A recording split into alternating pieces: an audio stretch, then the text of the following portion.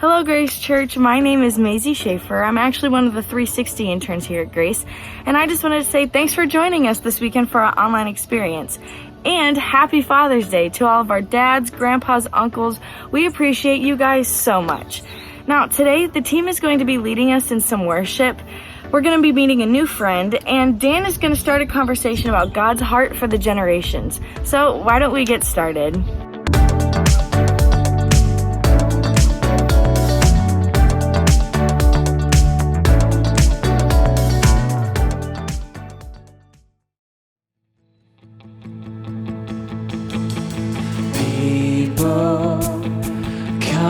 Together, strangers, neighbors, our blood is one. Children of generations, of every nation, of kingdom come. So don't let your heart be troubled. Hold your head up. Don't fear no evil. Fix your eyes on this one truth. God is madly in love with you. So take courage, hold on, be strong. Remember where our help comes from.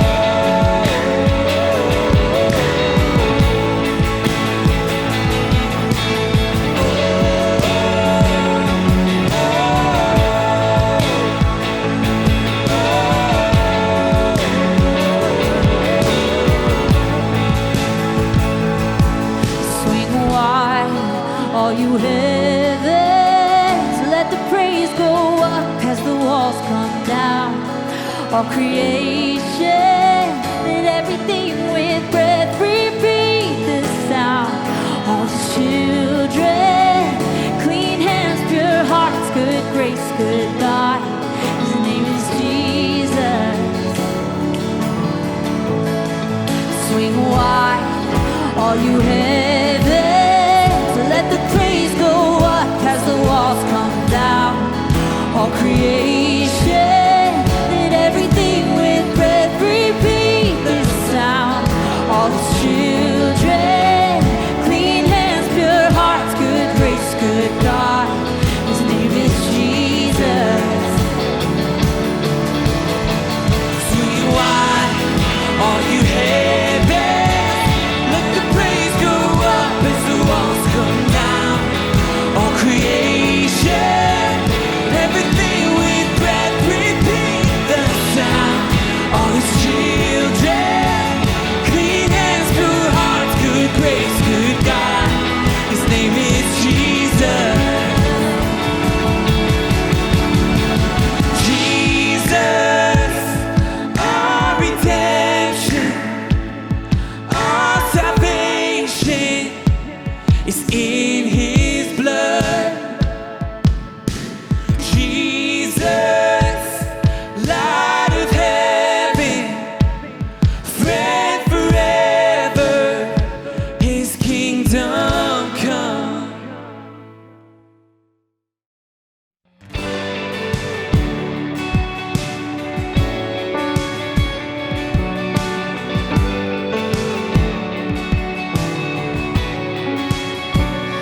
I count on one thing, and the same God never fails, will not fail me now. You won't fail me now in the waiting. And the same God who's never late is working all things out, working all things out. Yes, I will lift you high in the lowest valley. Yes, I will bless your name.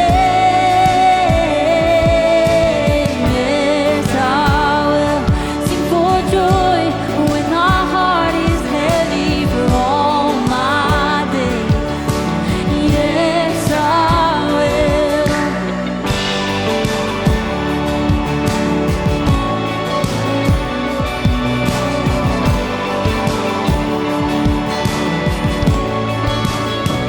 And I count on one thing, and the same God never fails, will not fail me now. You won't fail me now in the waiting. And the same God who's never late is working all things out, working all things out. Yes, I will lift you high in the lowest valley. Yes, I will bless your name. Yes, I will sing for joy when my heart is heavy for all my days. Yes, I will for all my days. Yes, I will. And I choose to praise, to glorify, glorify the name of the name that nothing can stand against. And I choose to praise, to glorify, glorify the name of the name nothing can stand against. And I choose to praise, to glorify, glorify the name of all names that nothing can stand against. And I choose to praise, to glorify, glorify the name of all names that nothing can stand against. Yes, I will lift you high in the lowest valley. Yes, I will bless your name. Yes, I will sing for joy when my heart is heavy all my days. Yes, I will for all my days. Yes, I will for all my days. Yes, I will. Hey, Norton, I just want to take a second as we are kind of moving into this next season here. As you know, we've been kind of doing these services online, just kind of making it up as we go. And as we've been saying, as we continue into this next season, as we're regathering the church in this room, we are going to continue to work just to make our online services the best that we can so that we can continue to keep all you who are at home for whatever reason connected to the church body and what we're doing here at Norton. And one of the unique things that we've been able to do is we have kind of partnered with some of the campuses that we've planted kind of throughout this whole season to help do services both for Barberton and County Line and in different ways. And so we kind of wanted to do together moving forward is kind of partner together with Barberton and with County Line to kind of do our online worship services together. And so I wanted to introduce you to Paige. You may have been seeing her face on a lot of the services recently. So just kind of want to put a name to the face. So Paige, what is it that you do at Grace Church? Yes, so I am just recently had the position of the worship ministry manager. So I just run all of the worship stuff at the Barberton campus, and I've been there for just about 6 months now. So yeah, it's been great so far. And who is the very good-looking fella who plays a lot of different instruments, who's usually with you? That there is David Testa, and he is my husband. We just got married in December. So we, in about 3 or 4 days, will have been married for a full 6 months. So It's awesome. We're slowly building an army of tall, good-looking, glasses-wearing, blonde-headed men. He fits that. Between Garrett and Dave and all these people. So tell us a little bit about just your background with like worship and stuff like that, and kind of how you ended up at Grace. Yeah. So I attended for about 15 years a church that's also in the fellowship. So I was there for a really long time, had a passion for worship from a pretty young age. At the camps, if you know of Momentum, that's kind of where I found my drive, found my inspiration, and felt my calling from the Lord to pursue worship ministry. And then I attended Malone University and just graduated in May, and I majored in Christian worship. So I got my degree in that. And it's been a long time that I've loved music and singing. I've been on a worship team since my sophomore year of high school, led for middle school, high school camps, done just a lot of stuff. So I love it. It's the best. And so we're so glad that you and Dave are on the team, and that we, during this season, are able to kind of partner together to do online worship. And so you'll be seeing Paige, you'll be seeing Dave, a host full of some other friends from Norton and County Line and Barberton, as we get to kind of partner together. That's kind of the beauty of us being one big family of campuses, is that we can support one another as we get to move forward through this unique time. And so you'll see Paige, you'll see Dave, you'll see some other faces, and just kind of want to introduce you guys to her. We're thankful that you guys are joining us, and we'll jump into the sermon today.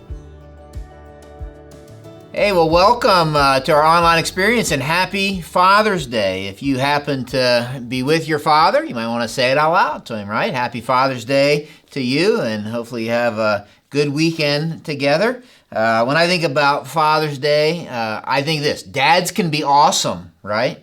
Dads can be, and a lot of you would say that, and you have awesome dads. Dads can be peculiar at the same time, right? You would agree with me on that, right? Look at your dad and say, you're awesome and peculiar at the same time. The truth is, when you're younger, you kind of make fun of a lot of different things your dad does, right? I mean, I know that my kids, when they're not around me, they talk and make fun of things I do.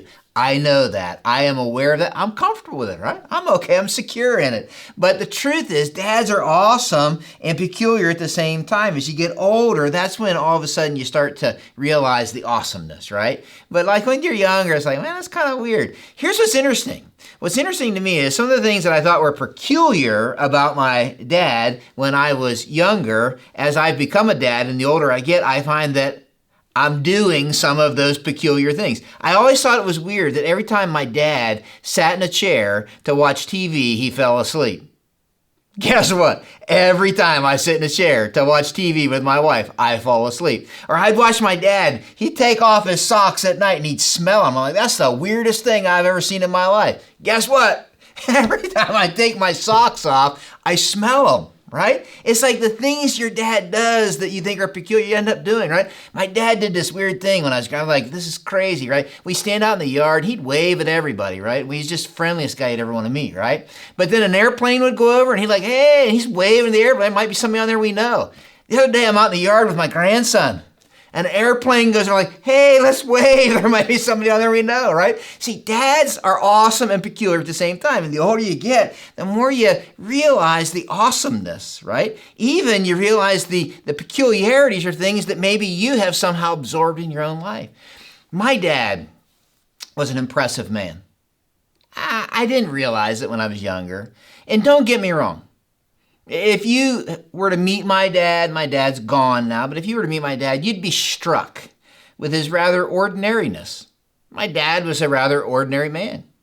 Like you would say, what's so impressive, right? I mean, he was kind of short. He had a little pooch stomach. He was a preacher, so we call that a pulpit bumper, right? And that's what he had.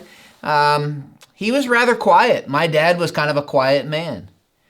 And yet the truth is, my dad was an impressive man. He wouldn't have necessarily made an impressive first impression. He would have made a fine, it made you feel comfortable. But I don't know that he was worried about that. You know what my dad, I think, was worried about? I think my dad was worried about not necessarily the first impression, not necessarily that you were impressed with him, but I think my dad was worried about leaving a lasting impression. And I think he did that. And it makes me think a lot about us as a church. As we kind of come out of this time together and we start to regather, here's what I want you to hear me say this weekend. I want to be an impressive church. Don't mishear me. I'm not saying I want people to be impressed with our building, impressed with our programs. I'm not even saying I want them to be impressed with our people. The truth is, we're a gathering of rather ordinary people. We're rather ordinary. I certainly want them to get a good first impression, and we have an incredible team of people that are doing that, parking cars, greeting people. Love the work they're doing. But I think what I'm saying is much, much deeper than that. What I'm saying is this: I want to be an impressive church, and if you're writing things down, I'd write it this way. I want to commit to leaving a lasting impression on the next generation. I want to commit to leaving a lasting impression. Here's what we believe at Grace Church. Children are a gift from God. They're a gift from God. The second thing we believe that Corona has kind of helped us realize is that parents are the primary spiritual coaches in their child's life. I had many parents say, wow, this whole time of quarantine has woken me up, so to speak, to realize my responsibility and opportunity with my kids. Parents are the preferred and primary spiritual coaches, and the church is an active and willing partner in that. That's the deal. We believe that. Here's what I think. Now listen, the most important thing about our church today will probably be measured 10 years from today. I really believe that. I really believe that how things are going in our church today will actually best be understood 10 years from today. Think about it. Think about 10 years from today. 2030, right? 2030. Say that out loud. 2030. That's crazy, right? I'll be 64. I don't know. Say how old you'll be. How old will you be? I'll be 64. If you're at home and you're a parent and you got a 6-year-old, go find him and look at him. Because in 10 years, that 6-year-old is going to be driving you around in a car. That's crazy to think about. If you're watching this and you're a teenager or maybe a young adult, those people that kind of look funny and you make fun of driving the funny minivan, duct taped together and all that stuff with French fries hanging from the rearview mirror, that's going to be you with a whole boatload of kids, right? 10 years will come and go. Some of you 10 years from now, you won't be with us. That's just the truth. Some of you will not be with us. 10 years will come and go quickly, and here's what I believe. We cannot, as a church, we cannot, as parents, we cannot simply be satisfied with making a good impression today. We need to commit to leaving a lasting impression. I think it's what a guy in the Old Testament of the Bible named Asaph was interested in. Psalm 78, if you have a Bible, you want to turn there. Psalm 78, Asaph is talking just about that. He's saying, I want the people of God to make a lasting impression on the next generation. He says, I'll teach you hidden lessons from our past. Stories we have heard and known. Stories our ancestors have handed down to us. We will not hide these truths from our children. We will tell the next generation about the glorious deeds of the Lord, about his power, about his mighty wonders. He goes on to say, for he issued his laws to Jacob. He gave his instructions to Israel. He commanded our ancestors to teach them to their children, so the next generation might know them, even the children not yet born. And they in turn will teach their own children. So each generation, why would we do this? So each generation should set its hope anew on God, not forgetting his glorious miracles and obeying his commands. Asaph wanted the people of God to leave a lasting impression on the next generation. Begs the question, how in the world are we going to do this? Can I give you 4 suggestions this weekend? 4 suggestions. I'm not saying this is exclusive, but 4 things that I feel very deeply in my heart. First is this. I want you to write it down. It's a long statement. If we're going to make a lasting impression, we got to impress their heart, ready, with the wonder of God. Do not just modify their behavior to the rules of the Bible. That is a big statement. We got to impress their heart with the wonder of God. You see, here's the deal. We are at risk of losing the wonder of God when our Christianity simply becomes about following the rules of the Bible. All of a sudden, we lose the wonder of God. We cannot afford to pass on to the next generation a God who is too small, a God who is manageable, predictable, sterile, a bit weak, and pathetic. But what we have the opportunity to do is to pass on to the next generation and impress their hearts with the wonder. Let's say it this way, with the wow factor of God. Just say it that way. Impress their hearts with the wow factor of God. It's what Asaph was talking about. He says this, we will tell the next generation, look at this, about the glorious deeds of the Lord, about his power in his mighty wonders. Listen, I want to tell you something. Even if at first you're like, help me make sense of that. Obeying the rules of the Bible without being captivated by the wonder of God will lead to two things. It'll either lead to empty religion, going through the motions, or it will lead to eventual rebellion. Let parents lean in. You teach Johnny, be good, obey the rules, because the Bible says, and you don't somehow impress his heart with the wonder of who God is, it leads to empty religion, sterile, going through the motions, or eventual rebellion. Rules without relationship always leads to rebellion. And what God says is this, if you want to summarize Christianity, it's about two relationships. Love God with everything inside of you. And then out of the overflow of that, love each other. That's what he says. Rules without relationship lead to rebellion.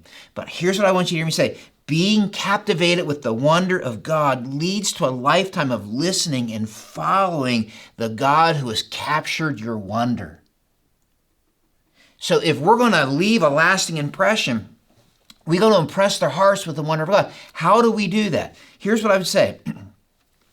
Wonder is contagiously caught, not just simply taught. You know this already. If you're in a classroom, you ever had this happen? You're in a classroom, teacher's teaching. Maybe they're teaching something important. And then all of a sudden, something happens outside the window. A helicopter goes over. What happens to the kids in the classroom? They do this, right? All of a sudden, they're like, wow. And then when one kid does it, what do the other kids do? It's contagious, right? They're like, what's got your attention? And they start looking, right? You see, I believe that when it comes to wonder. Our kids, the next generation, is watching and they're listening. They're watching and they're listening. They're paying attention. And impressing their heart with the wonder of God is a matter of show and tell. It's that simple. And if you don't show, then you can't tell. They're watching what it is that has your attention. They're watching what it is that you're mesmerized with. They're watching what it is that you are amazed by. That's literally how we begin to impress their heart.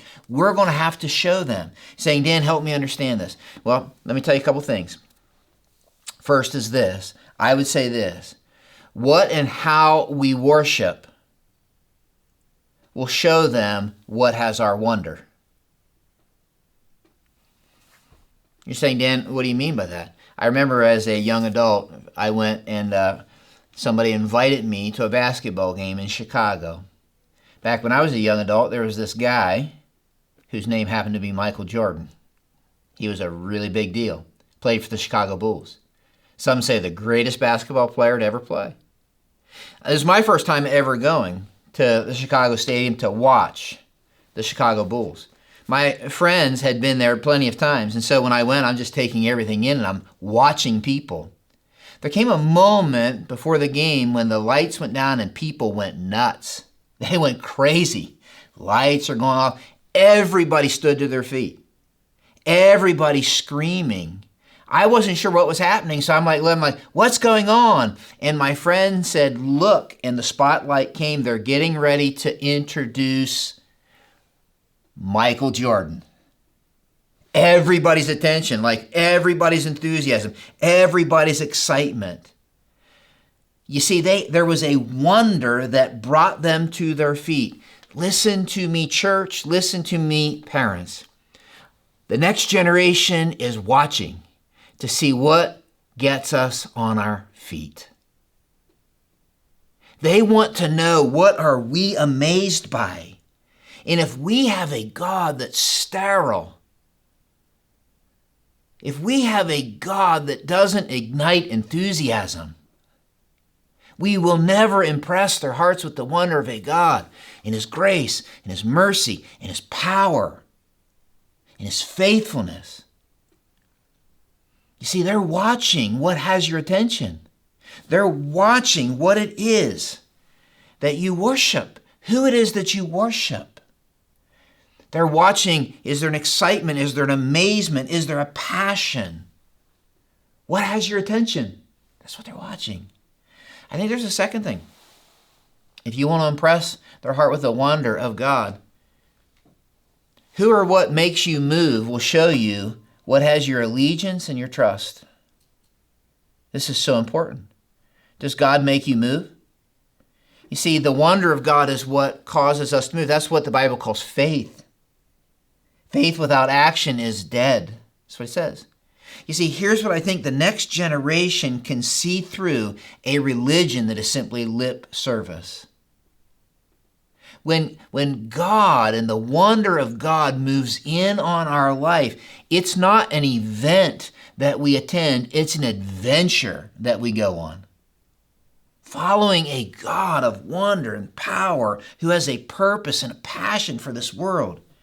We will never impress the next generation with a God who does not change us, who does not move us, who does not somehow invite us to take steps of faith we wouldn't otherwise take, even to take risk we wouldn't otherwise take, to make investments we wouldn't otherwise make. You see, the next generation is watching, and to impress them with the wonder of God is to somehow show them this is a God who is not simply a God who's like chicken soup for the soul kind of God. This has always stuck with me. I read this. Many times we want a God who's just comfortable. This is a little thing written by a guy named Wilbur Rees. And he says, sometimes we want $3 worth of God. He says, I'd like to buy $3 worth of God. Not enough to explode my soul or disturb my sleep, but just enough to equal a cup of warm milk or a snooze in the sunshine. I don't want enough of God to make me love a black man or pick beets with a migrant. I want ecstasy, not transformation. I want warmth of the womb, not a new birth. I want a pound of the eternal in a paper sack. I would like to buy $3 worth of God, please.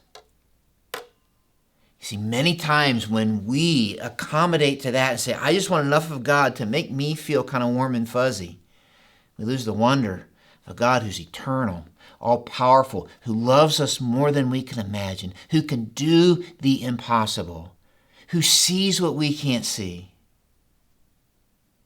You see, if we're going to impress the heart of the next generation, it's got to be a God who moves us. I think we impress them when they watch. They not only see who we worship, that's got our wonder, who it is that moves us, that's got our allegiance and our trust, but they're watching who we turn to when life is hard. If we want to impress their heart, when life gets hard, who do we turn to? Who do we trust? Who do we talk to? You see, we got to show them if we're going to impress them. And then we got to tell them. And we got to teach them the Bible. Yes, teach them the Bible. But I think there's something even just as, if not maybe more important than just teaching them the Bible. We got to tell them God's story by telling them our story. Somehow we got to tell them how God's story has changed our story and how God's writing a story in and through us. One of the saddest verses in all the Bible was found in the book of Judges. It said, after that a generation died, another generation grew up, look at this, who did not acknowledge the Lord or remember the mighty things he had done for Israel. Like there was no stories. They stopped telling stories. If we're going to impress the next generation and leave a lasting impression, we're going to have to share our story. Dads, do your kids know your story of how God saved you? Church, is there anybody who knows your story of another generation of how God has worked in your life? Otherwise, we're going to risk not impressing their hearts. We've got to share our story. You might be sitting here saying, well, I don't got a story. Well, then that's another set of questions. You see, when God has captured my wonder, it moves me to worship. It moves me to faith. He's the one I trust in my trouble. And all of a sudden he starts writing a story, and that's the story I want to share with the next generation. And impress their hearts with the wonder of God, not just good kids that obey the rules of the Bible, but kids who will attach their life to the wow factor of a God who's amazing. So second thing. The second thing is this: if we're going to leave a lasting impression, we're going to invest our most precious God-given resources into God's most precious gifts to us, that being kids. Children, Psalm 127:3, you can write that down, says this: children are a gift from God. Children are a gift. Now, some of you are watching this. Some of you got newborns at home, right? Last week at our drive-in service, we had a 2-day-old child, right? And so when you have a newborn, you're like, oh, you're like, yes, children are a gift, right? So precious, everything's so awesome, right? And so some of you are like, yes, children are a gift from God. Some of you right now have toddlers, about 2, age 3, and you're like, okay, children are a gift, but do they come with a manual, right? And then others of you, your kids are in elementary, they're starting to talk back, right? And you're like, okay, I'll give it to you. Children are a gift from God, but is there a turnoff switch, right? And then there's some of you, we're just being honest, like your kids are going into teenage years and you're experiencing a whole new deal. And you're like, if you're honest, somebody's like, okay, I'll agree children are a gift from God, but is there a money back guarantee on this thing, right? Like it depends on what phase you're in. And here's what God says in Psalm 127. He says, children are a gift. Newborns are a gift, whether they sleep through the night or not. Toddlers are a gift, whether they're bratty or behaved, right? Elementary school students are a gift. Teenagers are a gift, whether they're going through a hard time or not. They're a gift from God. But here's what I want you to hear me say. They're a gift that has an expiration date. And that sounds terminal, right? That sounds awful.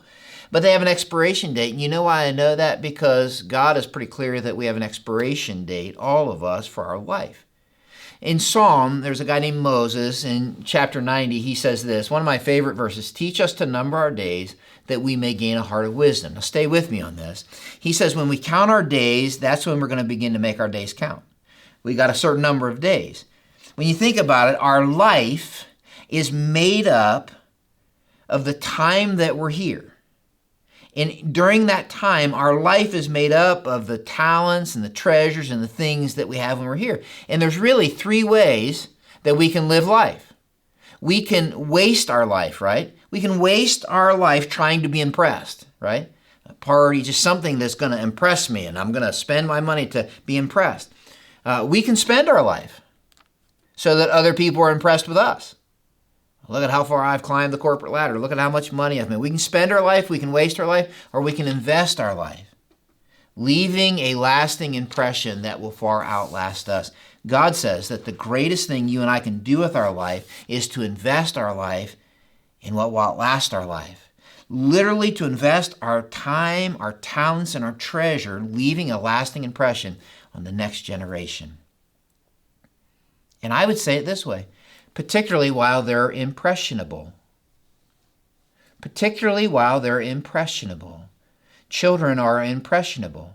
And so I would reread Psalm 90 this way. This is the new Dan Gregory paraphrased version, right? Teach us to number our days with our kids, that we may gain a heart of wisdom as parents. Or I'd read it this way as a church. Teach us to number our days with the next generation, that we may gain a heart of wisdom as a church. You see, here's the deal. Here's the deal. If we begin to recognize and number our days, when we begin to count our days, then we are determined to make our days count. That's why I love the fact here at Grace Church, one of our values is students and children. And the way we state that value is this: we will unapologetically devote time, energy, and resources to doing everything we can do to make Jesus make sense to the next generation. I love that. We're going to invest our most precious God-given resources into some of God's most precious gifts to us, our children. There's a third thing. If we're going to make a lasting impression, we're going to impress their hearts, we're going to invest our God-given resources, I'd write this down. The third thing is this. We're going to invite them to participate in what God is doing right now. We're not just going to prepare them for later. We're certainly going to prepare them for later, but we got to invite them now. Listen, if you're watching this and you're a child, you're a teenager, or you're a young adult, and you're a follower of Jesus, listen close. I want you to hear and remember, Pastor Dan said this on this day. If you're a follower of Jesus and you're a child, a teenager, or a young adult, you are not simply the church of tomorrow. You ever heard that? You, my friend, are part of the church today. And I want to say to you, I'm sorry that sometimes we have relegated you to the sideline, and in so doing, taken your spirit out of the game. If we want to make sure the next generation keeps moving once we're gone, and we will be gone someday, we need to invite them to participate while we're here.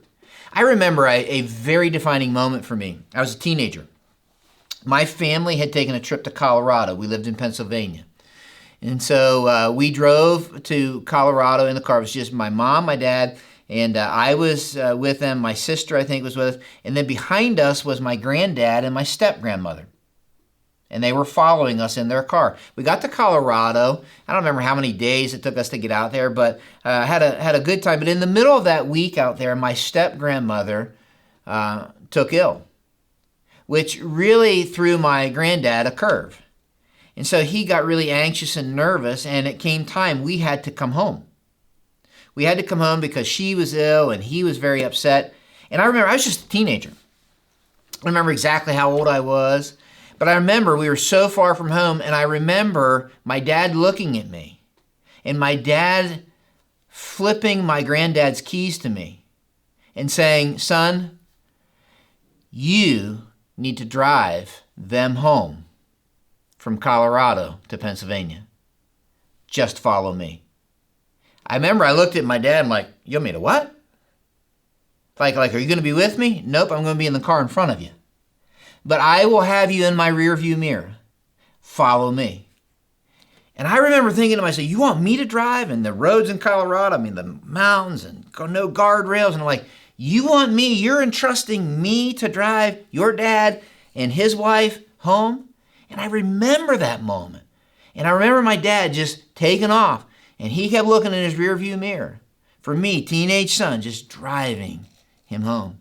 That was a defining moment for me. It's like my dad was inviting me to participate in something that needed done.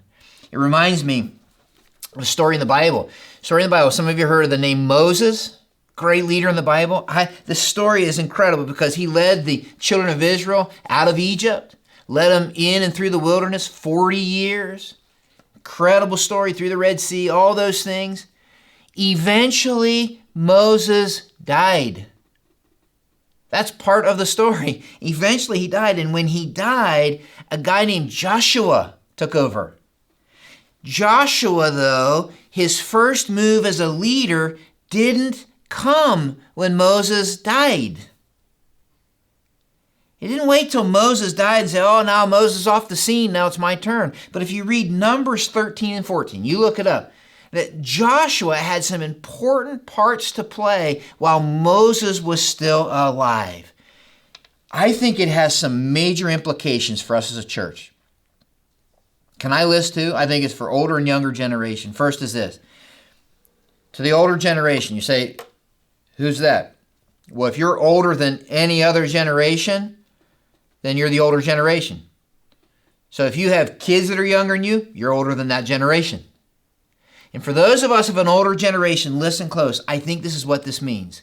It means if we want them to continue to move when we are gone, we're going to need to continue to move till we are gone. Let God decide when your last move is. Don't stop moving until he decides it's your last move. God is the one who decides that.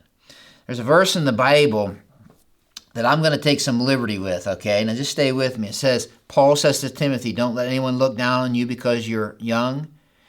Listen, let me say it this way. Don't let anybody look down on you because you're old. Don't you look down on you because you're older. Honest to goodness, I would say to the older generation that might be watching this, don't you dare for 1 minute be okay with, if you're a follower of Jesus, don't be okay with and resort to simply being entertained, to attending events, to watching reruns of Jeopardy. Like, don't be okay with that. God's not done. He's the one who decides when you've made your final move. Now's not the time to sit back and say, well, I've put in my time. You ever heard that? Now they can go. The fact of the matter is, we can't expect the next generation to move when we're gone if we don't somehow keep moving while we're here. Now listen to me. Paul did say this to Timothy. He says, don't let anybody look down on you because you're young. We need to invite the next generation. And I think so many times the reason that we don't do that is this thing. I came across this in a leadership book. We embrace this thing called the freshman principle. You ever heard of that? Freshman principle? You're like, what's that? Freshman principle just goes like this. When I was a freshman in high school, I remember coming in my school, it was 9th through 12th. So you were the youngest. But I remember as a freshman, I thought, there's nothing I can't do, right? I went out for football, like, I can play. Give me a chance. Let me prove myself. I'm smart enough. I'm big enough. Like as a freshman, I thought, just let me try. But I remember what happened, like, as I went through school and I became a senior. And I remember watching the new crop of freshmen come in when I was a senior. And it's amazing how you forget how you feel as a freshman. Because I remember thinking to myself, man, the freshmen don't seem nearly as bright as we were. Don't seem nearly as big as we were. Don't seem nearly as capable as we were. And how easy it is to forget over time. You see, I had that happen to me because I sat in a room full of men. And I was looking to possibly go plant a church in a nearby town. And those men were a group of men that were part of an organization, all of whom at the age that I was at that particular time were doing significant things in ministry. And I remember each man to a man looking at me saying, you're too young, don't do that, who do you think you are? I had one man walk across a field just to tell me that I would be crazy to go try to plant a church at the age I was. But there was one man, his name was David Plaster. And he looked me square in the eye and he said, son, if God's calling you to do this, I'm in your corner. I'm here. You go. You see, here's the deal. We got to invite them to play. We got to invite them to participate. Let me just say this. For those of you who might be in the older generation, can I ask you a question? Are you still moving? If not, why not? Why have you stopped? And then can I ask you this? Who's in your rearview mirror that you've invited to move with you? Who do you see? My dad kept looking like, yep, there he comes, there he comes. Who's in your rearview mirror? Who is it that is listening to your stories? Who is it that's hearing how God has worked in your life? Who is it that is watching you as you walk through the heat of battle? Younger generation that's listening, can I talk to you? Can I talk to you for a minute? We want you to run with us. We need you to run with us. You must. Do not sell yourself short. Don't you dare resort to thinking that the greatest thing that you can accomplish at this stage of your life is to conquer Call of Duty. Don't relegate yourself to simply saying, this stage of life is just simply getting caught up in Instagram drama. Much of the story of the Bible is played out as God used young adults and teenagers to do amazing things. You young adults listening to this, who are the teenagers that are in your rearview mirror that you're investing in? that you're inviting. You teenagers who are listening to this, who are the children that are in your rearview mirror? They're like looking up to you. They think you walk on water. You see, in order for us to make a lasting impression on the next generation, we're going to have to invite them to participate, not just prepare them for later. Last thing, we'll be quick about this. If we're going to make a lasting impression, we're going to inspire them to live out their story instead of insisting they keep reliving ours. We got to inspire them to live out their story. You know what you call a place that you go to where you simply walk around as people retell and relive old stories? You know what you call that kind of place? You know what you call it? A museum. You go to a museum and you know what happens? You just relive old stories. But you know what you call it when people live out their story in real time, in their culture, and respond to real situations? You know what you call that? You call that movement. The Church of Jesus Christ is never called to be a museum. It's called to be a movement. And if it's going to be a movement, we cannot insist that the next generation just relive our old stories, like the good old days. You remember how it was, but that we inspire them. That we inspire them to live out their story in their time, in their generation, running into it with the hope of Jesus. I love what it says in Joshua. It says this: after Moses died, the Lord said to Joshua, Moses, my servant, is dead. Now then, you and all these people get ready to cross the Jordan into the land I'm about to give them to the Israelites. Listen close to what I want to tell you. I love this. God said to Joshua, I want you, this is what he's saying, I want you to go where Moses never went.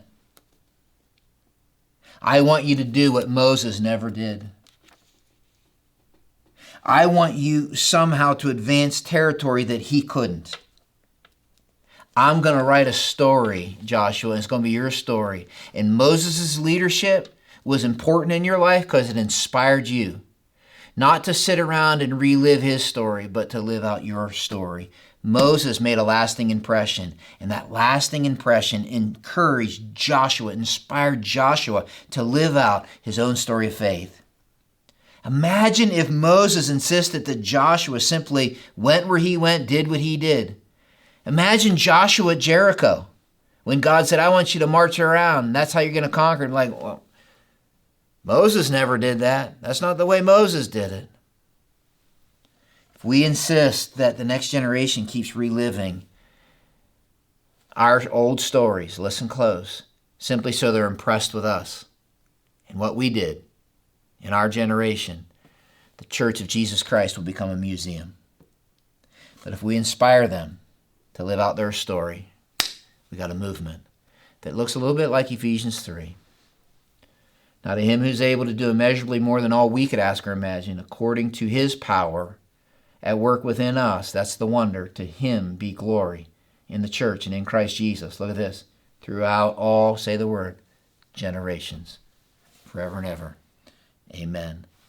I want to be an impressive church that impresses the hearts of the next generation with the wonder and wow factor of God.